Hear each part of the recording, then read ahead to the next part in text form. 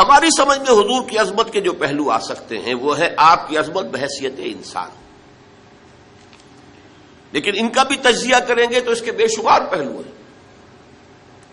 حضور کی حیثیت، آپ کا مرتبہ اور مقام بحیثیت ایک سپہ سالار کے، اب یہ بڑے بڑے جرنیلوں سے پوچھئے کہ آپ نے جو جنگی حکمت عملی اختیار فرمائی اس میں جس مہارت کا ثبوت دیا ہے، حالانکہ ساری عمر کبھی آپ نے کسی جنگ میں حصہ نہیں لیا، بدر سے پہلے یا اس سے پہلے کی چند مہمات میں شرکت کی ہے، باضابطہ جنگ کی نوبت نہیں آئی، لیکن یہ کہ دنیا دنگ ہے کہ جنگ کی مہارت اور اس کی حکمت عملی کو مرتب اور معین کرنے میں کس قدر آپ نے صلاحیت کا اور کس قدر قابلیت کا ثبوت دیا ہے۔ پھر کسی سے صلح کرنی ہے، صلح کی نیگوشیشن، اس میں آپ نے کس مہارت کا اور کس واقفیت کا اور کس اہلیت کا مظاہرہ فرمایا۔ صلح حدیبیہ ہو یا میثاق مدینہ ہو یا اس سے بھی پہلے یثرب کے مختلف طبقات کو آپس میں جمع کرنے کے لیے جو معاہدہ ہوا ہے، ان کا مطالعہ کیجئے، عقلیں دنگ رہ جاتی۔ ایک قاضی القضات کی حیثیت سے آپ کا مقام کیا تھا؟ آج بھی اس دنیا میں قضاء جوڈیشری کے سلسلے میں جس قدر اصول اختیار کیے گئے ہیں وہ سب کے سب محمد رسول اللہ کے عطا کردہ ہیں صلی اللہ علیہ وسلم۔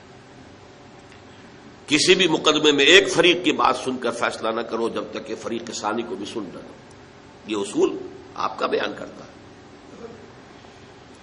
شک کا فائدہ ملزم کو دیا جائے، ملزم جسے کہنا چاہیے اصلا، جس پر الزام لگایا گیا ہے، شک کا فائدہ اسے دیا جائے گا، جو الزام لگانے والا ہے اسے نہیں۔ یہ فیصلہ محمد رسول اللہ کا ہے۔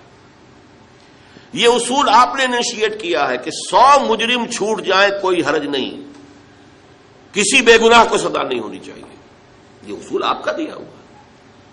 ہماری موجودہ جوڈیشری پوری عالمی سطح پر انہی اصولوں پر قائم ہے۔ یہ دوسری بات ہے کہ ہمارے ہاں کرپشن نے بیڑا غرق کر دیا، اصول غلط نہیں ہے، جوڈیشری کے اصول تو محمد رسول اللہ کے عطا کرنا ہے۔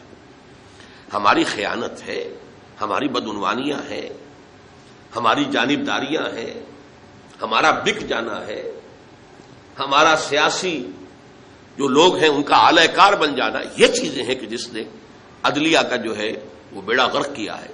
ورنہ اصولوں کا جہاں تک تعلق ہے وہ تو اصول وہ ہیں جو محمد عربی صلی اللہ علیہ وسلم نے عطا کیے۔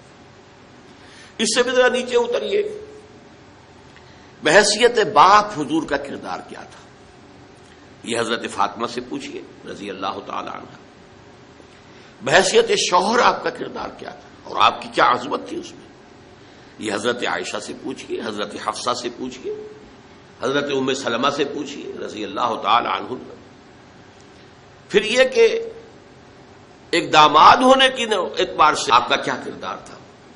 حضرت عمر سے پوچھئے، حضرت ابو بکر سے پوچھئے۔ گویا کہ جتنے انسانی علائق ہو سکتے ہیں ان کے اعتبار سے بھی آپ کی شخصیت کی عظمت، آپ کے کردار کی بلندی، یہ وہ چیزیں ہیں کہ جو ہماری سمجھ میں آ سکتی ہیں۔ ایک داعی کی حیثیت سے آپ کا کیا مقام ہے، ایک مربی کی حیثیت سے آپ کا کیا مقام ہے، ایک معلم کی حیثیت سے آپ کا کیا مقام ہے، یہ چیزیں ہیں کہ جو ہماری سمجھ میں آ سکتی ہیں، ان کا کچھ نہ کچھ ادراک و شعور ہم کر سکتے ہیں۔ لیکن ان تمام حیثیتوں کو داعی، مبلغ، مربی، مزکی، میں ان کو جمع کرنا چاہتا ہوں ایک لفظ میں، ایک انقلاب کے داعی اور ایک انقلاب عظیم کے برپا کرنے والے کی حیثیت سے آپ کا مقام کیا ہے۔ گویا کہ ہم جن پہلوؤں سے حضور کی عظمت کو سمجھ سکتے ہیں ان میں سب سے نمایاں پہلو یہ ہے کہ آپ نے جو تبدیلی برپا کی یا اصطلاحاً جو عظیم انقلاب برپا کیا، اس انقلاب کا مطالعہ کیا جائے، اس کا حاصل دیکھا جائے، اس کے نتائج پر غور کیا جائے، اس کے لیے جو جد و جہد ہوئی ہے اس کے مراحل، ان کے بارے میں غور کیا جائے، تو واقعتاً جو ہے حضور کی اصل عظمت نمایاں ہو کر سامنے آتی ہے۔ چنانچہ یہ ہے وہ عظمت آپ کی جس کا کہ اقرار اور جس کی گواہی پوری دنیا نے دی۔